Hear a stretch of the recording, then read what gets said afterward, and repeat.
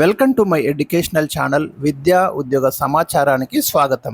ప్రతిరోజు important latest educational updates, job recruitment నోటిఫికేషన్ల సమాచారం, కరెంట్ అఫైర్స్ ప్రతిదీ కూడా మీకు నిరుద్యోగులు ఎవరైతే ప్రిపరేషన్లో ఉన్నారో వాళ్ళ కోసం అయితే తాజా అప్డేట్స్ ఇవ్వడం జరుగుతుంది.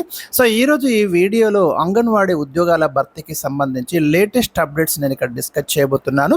ప్రధానంగా మనకు ఈనాడు దినపత్రికలో వచ్చినటువంటి సమాచారాన్ని నిరుద్యోగుల కోసం ఇక్కడ ఈ చిన్న వీడియోని అయితే మీకు అందించడం జరుగుతుంది. ఇలాంటి లేటెస్ట్ అప్డేట్స్ కోసం ఛానల్ని అయితే ఫాలో అవుతుండండి, సబ్స్క్రైబ్ చేసుకోండి.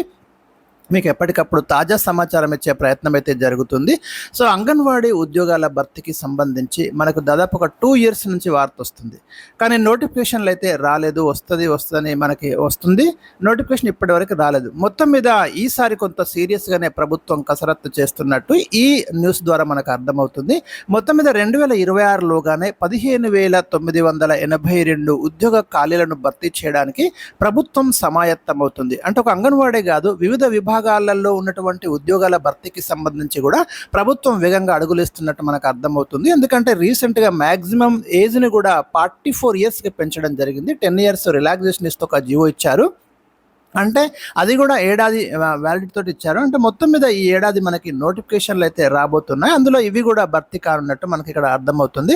ఒకసారి మనం చూస్తే నిరుద్యోగులైన మహిళలకు త్వరలో రాష్ట్ర ప్రభుత్వం తీపి కబురు చెప్పనుంది. అంగన్వాడీ కేంద్రాల్లో భారీ స్థాయిలో 15,982 పోస్టులు భర్తీ చేయడానికి కసరత్తు చేస్తుంది అనేది మనం ఇక్కడ ప్రధానంగా చూడొచ్చు. డెఫినెట్గా మనం ఎక్స్పెక్ట్ చేయొచ్చండి నోటిఫికేషన్, అందులో డౌట్ ఏం లేదు. ఈ ఏడాదిలోగా జిల్లా కలెక్టర్ల ఆధ్వర్యంలో నియామక ప్రక్రియ ప్రకటనలు జారీ చేసి పోస్టులన్నీ భర్తీ చేయాలని కార్యాచరణ సిద్ధం చేస్తుంది. ఒక షెడ్యూల్, ఒక యాక్షన్ ప్లాన్ అయితే రెడీ చేసింది మనకి. ఈ నియామకాలు పూర్తిగా జిల్లా కలెక్టర్ల ఆధ్వర్యంలోనే భర్తీ చేయాలి, పారదర్శకంగా భర్తీ చేయాలనే ఉద్దేశం మనకు ప్రభుత్వం తీసుకున్నట్టు ఇక్కడ అర్థమవుతుంది. ఇకపోతే పదోన్నతులు, పదవి విరమణతో 2025-26 ఏడాది నాటికి ఏర్పడ్డ ఖాళీలను పరిగణలోకి తీసుకుంటూ ఈ ఖాళీలను అయితే గుర్తించడం జరిగింది. అంటే లేటెస్ట్ తాజాగా 2025-26 ఇయర్లో ఏర్పడ్డటువంటి వేకెన్సీస్ను కూడా పరిగణలోకి తీసుకున్నారు. పదవి విరమణ ఎవరైతే రిటైర్ అయిందో కొత్తగా ఒక 708 ఖాళీలు ఆ రిటైర్ అయిన వాళ్ళు ఏర్పడ్డాయి. ఆ సంఖ్య మొత్తం మీద మనకు 15,982కు చేరింది.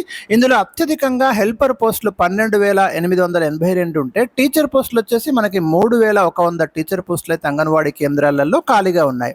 ఇక రాష్ట్రంలోని 35,781 అంగన్వాడీ కేంద్రాలు ఉన్నాయి. దానిలో దాదాపు 71,562 మంది పనిచేస్తున్నారు. ఇందులో టీచర్లు, వర్కర్లు సమానంగా ఉంటారు. గత 3 ఏళ్లుగా పదవి విరమణ సిబ్బందికి సూపర్వైజర్లుగా పదోన్నతులు, కొందరికి ఇతర విభాగాల్లో శాశ్వత ఉద్యోగాలు రావడం వల్ల భారీగా ఖాళీలు అయితే ఏర్పడ్డాయి. ప్రస్తుతం అంగన్వాడీ కేంద్రాల్లో పనిచేయాల్సిన సిబ్బందికి సంబంధించి 22.33% పోస్టులు ఖాళీగా ఉన్నాయి. విద్యార్హతలు నియామక విధానంపై మనకు త్వరలోనే శిశు సంక్షేమ శాఖ ఒక క్లారిటీ అయితే ఇవ్వబోతుంది. అంటే ఏ క్వాలిఫికేషన్స్ ఉండాలి, మనకు టీచర్స్ క్వాలిఫికేషన్ విషయం కావచ్చు, సహాయకుల క్వాలిఫికేషన్ విషయం కావచ్చు, తొందరలో మనకు క్లారిటీ వస్తుంది. ఈ కొత్త నియామక విధానానికి ఆమోదం లభించిన వెంటనే జిల్లాల వారీగా నోటిఫికేషన్లు అయితే రానున్నాయి. దానికి సంబంధించి ఒక యాక్షన్ ప్లాన్ రెడీ చేశారు. ఈ ఏడాదిలోగా మనకి అంగన్వాడీ కేంద్రాల్లో ఖాళీలను భర్తీ చేయడం, 3,300 కేంద్రాలకు తాగునీటి కనెక్షన్లు, 9,000 కేంద్రాలకు విద్యుత్ కనెక్షన్లు ఇవ్వడం, 7,700 కేంద్రాలకు మరుగుదొడ్డి నిర్మాణం, 1000 కేంద్రాలకు శాశ్వత భవనాలు, 5,000 అంగన్వాడీ కేంద్రాల్లో RO ప్లాంట్లు, LED స్క్రీన్లు. మొత్తం మీద ఈ సంవత్సరం ఈ ఖాళీల భర్తీకి నోటిఫికేషన్ రావడం దాదాపు ఖాయమని మనం చెప్పుకోవచ్చు.